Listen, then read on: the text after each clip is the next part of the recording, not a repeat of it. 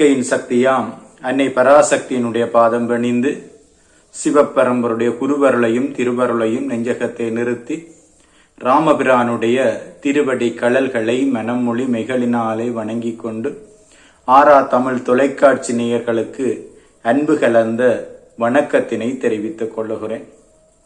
ராமபிரானுக்கு இந்தியாவினுடைய அயோத்தி மாநகரிலே பெரு ஆலயம் அமைக்கப்பட்டு கும்பாபிஷேக நிகழ்வானது சிறப்பாக நடந்தேற இறை கைங்கரியம் கூடியுள்ள இந்த வேளையிலே ராமபிரானுடைய ராம ஆலயம் பற்றியும் ராமபிரானுடைய திருவருள் சிந்தனை பற்றியும் நாங்கள் இந்த வேளையிலே சிந்திக்கலாம் என நினைக்கிறேன்.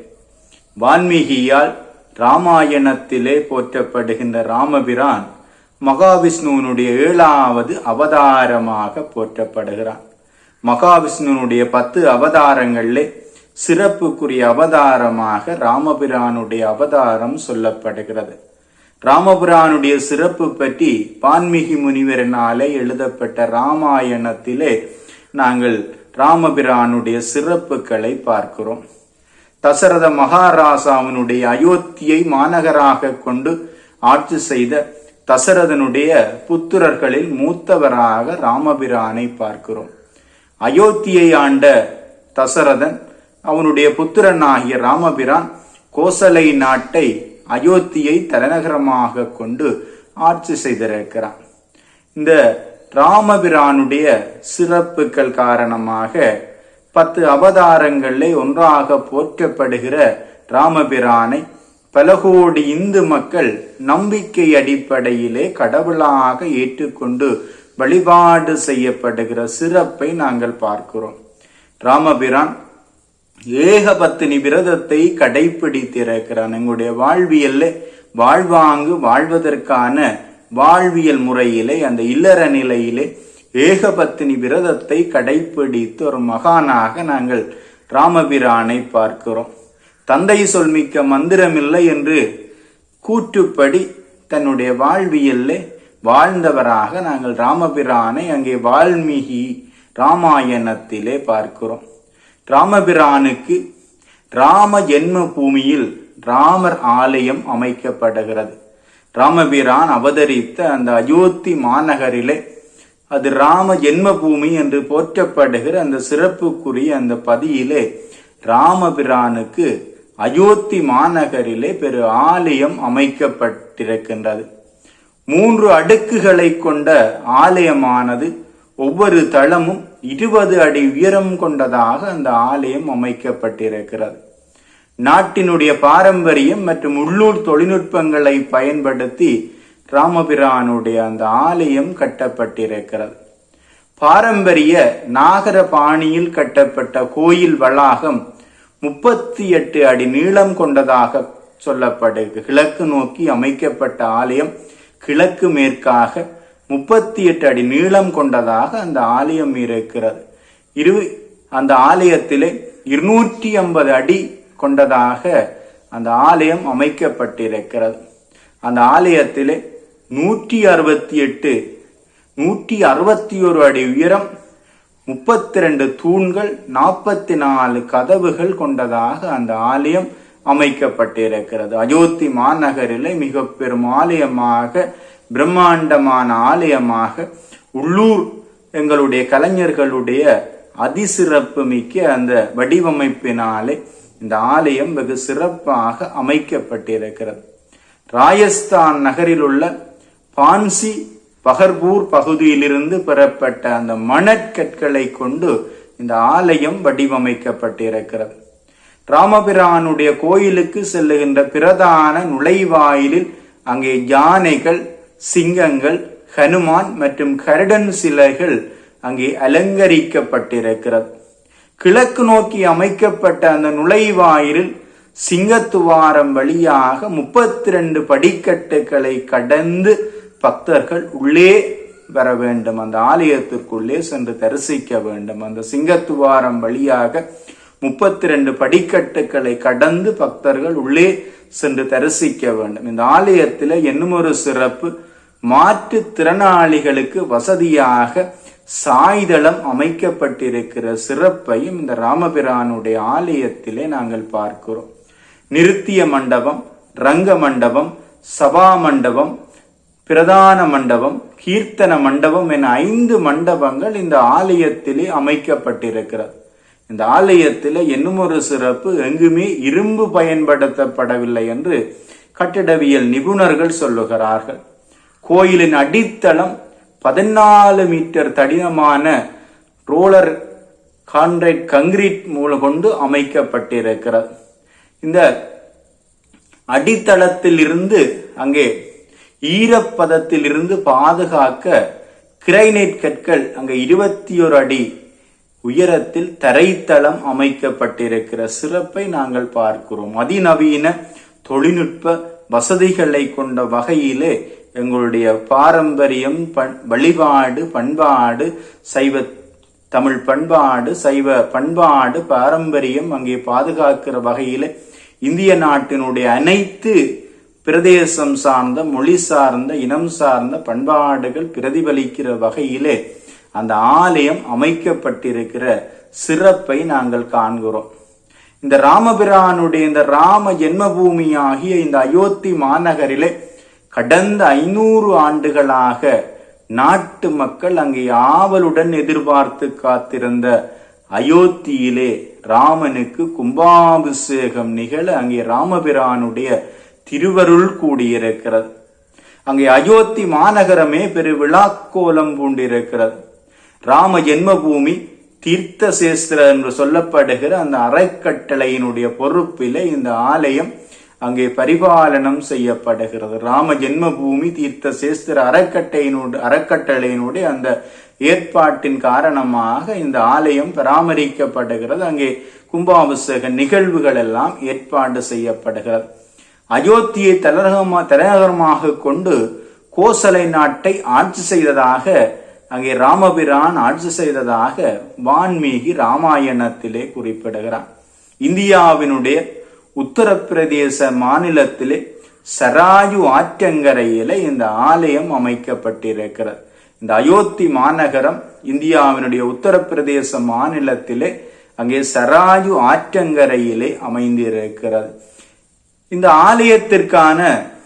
ஆலயத்தை மீளவும் அமைப்பதற்கான அந்த பூமி பூசை என்று சொல்லப்படுகிற அந்த ஆலயத்திற்கான அடிக்கல் நாட்டுகிற நிகழ்வு 2020ஆம் ஆண்டு எங்களுடைய மதிப்பிற்குரிய பாரத பிரதமர் நரேந்திர மோடி அவர்களினாலே 2020ஆம் ஆண்டு ஆவணி மாதம் 5ஆம் தேதி பூமி பூசை செய்யப்பட்டு இந்த ஆலயத்தை அமைப்பதற்கான அடிக்கல் நாட்டப்பட்டது.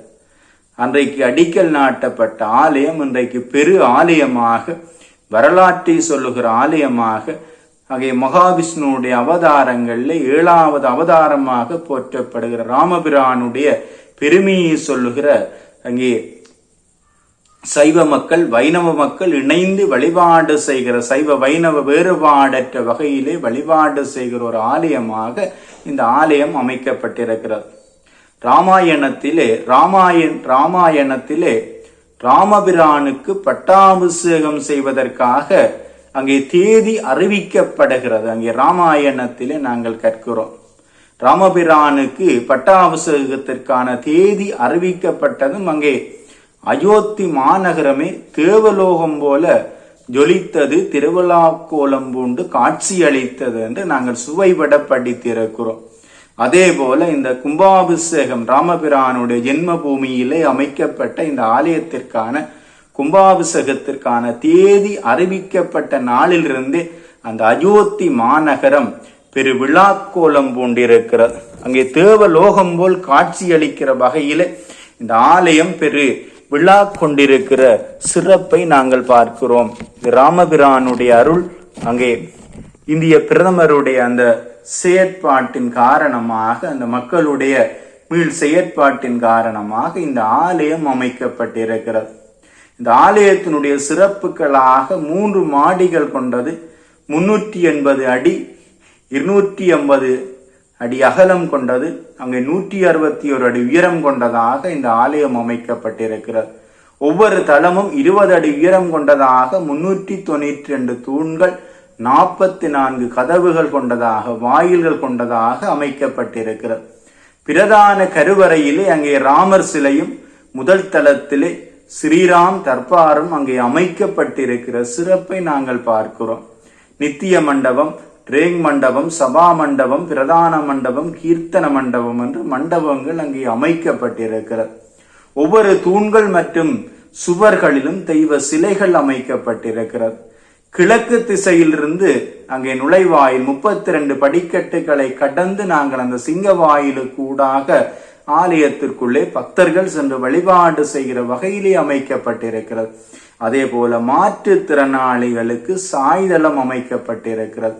4 மூலைகளிலும் அங்கே சூரிய பகவான், பகவதி அம்மன், விநாயகர், சிவன் ஆகியோருக்கு 4 தனி ஆலயங்கள் அங்கே அமைக்கப்பட்டிருக்கிறது. வடக்கு திசையிலே அன்னபூரணிக்குரிய ஆலயம் அமைக்கப்பட்டிருக்கிறது. தெற்கு புறத்திலே அனுமானுக்குரிய ஆலயம் அமைக்கப்பட்டிருக்கிறது. இந்த கோயில் அருகே வரலாற்று சிறப்பு மிக்க அந்த பழங்காலத்து கிணறு ஒன்று உள்ளதாக அங்கே சொல்லப்படுகிறது. அந்த காட்சியை நாங்கள் பார்க்கிறோம். அந்த ஆதியிலே ராமபிரானுடைய ஆலயம் அமைக்கப்பட்ட அந்த ஆலயத்திலே பழைய தீர்த்த கிணறு அங்கே இருக்கிறது. அந்த பழங்காலத்து வழிபாட்டுக்குரிய கிணறு ஒன்று உள்ளது. அந்த கிணறு இங்கே சிறப்பாக இருக்கிறது. அதே போல இந்த ஆலயத்திலே மகாரிஷிகளுக்கும் சிலை அமைத்திருக்கிறார்கள். மகாரிஷி வான்மீகி, மகாரிஷி வசிட்டர், மகாரிஷி விஸ்வாமித்திரர், மகாரிஷி அகஸ்தியர், நிசாந்த் ராங், அங்கே மாதா சப்ரி ஆகியோருக்கு இங்கே சிலைகள் அமைக்கப்பட்டது. அங்கே மகாரிஷிகளை போற்றுகிற வகையிலே அங்கே ஆலயத்திலே சிலைகள் அமைக்கப்பட்டிருக்கிறது. அந்த ராமாயணத்தை தந்த வான்மீகிக்கும் இந்த ஆலயத்திலே சிலை அமைக்கப்பட்டிருக்கிறது. அந்த தென்மேற்கு திசையிலே, அந்த குபேர திசையிலே ஜடாயுவுக்குரிய சிலை, ராமாயணத்திலே முக்கியமான ஒன்றாக ஜடாயு இருக்கிறான். அதே போல அந்த ஜடாயுனுடைய சிலை அங்கே அமைக்கப்பட்டிருக்கிறது.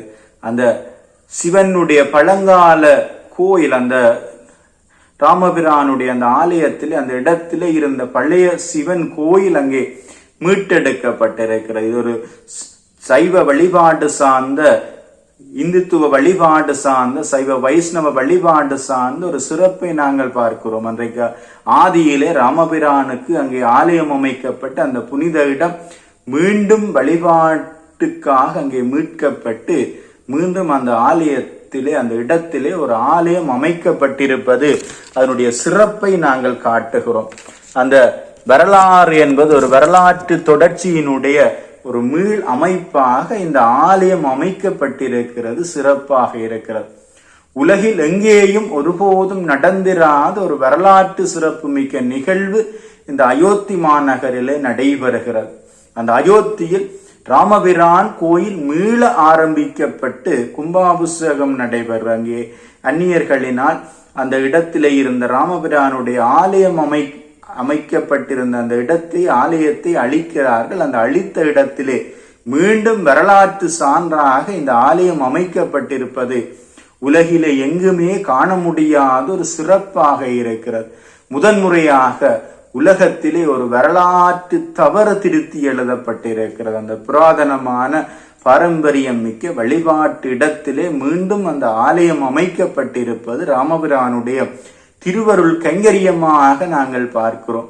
அழிக்கப்பட்ட நம்முடைய பாரம்பரிய வழிபாட்டு தலத்தை பூர்வீக மக்கள் மீண்டும் அதே இடத்திலே நிறுவி இருக்கிற ஒரு சம்பவம் இந்த இந்தியாவினுடைய உத்தரப்பிரதேசத்திலே அயோத்தி மாநகரிலே நடைபெற்றிருப்பது சிறப்பாக இருக்கிறது.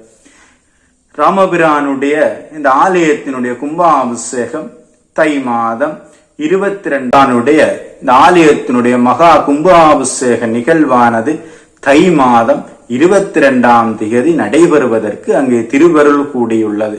எம்பெருமானுடைய இந்த அயோத்தி மாநகரிலே ராமபிரானுடைய ஆலயம் சென்று தரிசிக்காத மக்கள் அன்றைய தினம் உங்களுடைய பிரதேசங்களிலே உள்ள ஆலயங்களிலே எம்பெருமானுக்கு அங்கே விளக்கேற்றி விசேட பூசை வழிபாடுகளை செய்து வழிபாடு செய்யுங்கள். இல்லங்களிலே நீங்கள் இருந்தவாறு ராமபிரானை தியானித்து ராமபிரானுக்கு விளக்கேற்றி வழிபாடு செய்யுங்கள். மகாவிஷ்ணுவனுடைய 10 அவதாரங்களிலே சிறப்புக்குரிய ராமபிரானுடைய அந்த அருளை பெறுவதற்காக இந்த வரலாற்று சம்பவம் மிக்க அந்த ராமபிரானுடைய அந்த கும்பாபிஷேக நிகழ்விலே, அந்த தினத்திலே நீங்கள் எல்லாம் இல்லங்களில் இருந்து உங்களுடைய பிரதேசங்களில் இருக்கிற ஆலயங்கள்ல நீங்கள் வழிபாடு செய்து ராமபிரானுடைய அருளை பெற்று இந்த வையகத்திலே நீங்கள் வாழ்வாங்கு வாழ எல்லாம் வல்ல ஸ்ரீராமனுடைய திருவருள் அனைவருக்கும் கிடைக்க வேண்டும். ஜெய் ஸ்ரீராம். அனைவருடைய வாழ்விலும் ஸ்ரீராமபிரானுடைய திருவருள் கிடைக்க பிரார்த்தித்து இந்த சந்தர்ப்பத்திற்கு நன்றி கூறி அமைகிறேன். நன்றி.